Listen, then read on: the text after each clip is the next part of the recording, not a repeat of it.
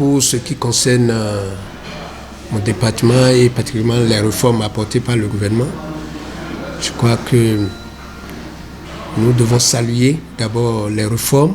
Le gouvernement a apporté beaucoup.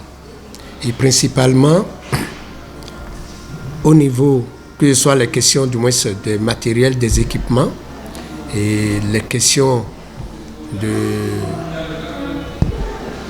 construction, bien sûr, des centres de santé, nous avons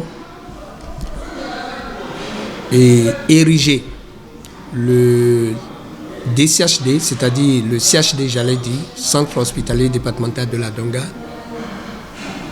en spécificité de spécialité.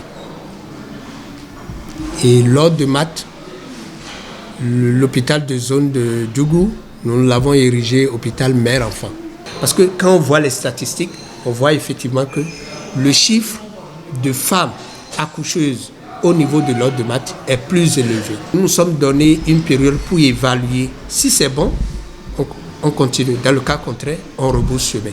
Mais déjà avec tous les acteurs, tout le monde se rend compte que c'est tout à fait normal, qu'il vaut mieux continuer.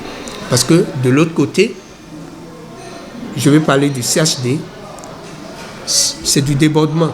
Il y a du débordement tout simplement parce que les agents sont débordés, parce que nous avons des questions de ressources humaines qui n'est pas encore vraiment à la hauteur.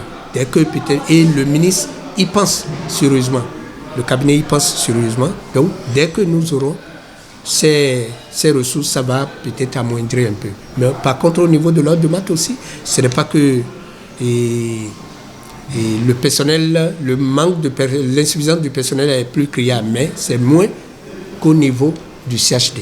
Donc, je pense que les acteurs sur le terrain eux-mêmes se rendent compte que c'est vraiment réfléchi par le gouvernement de prendre cette décision.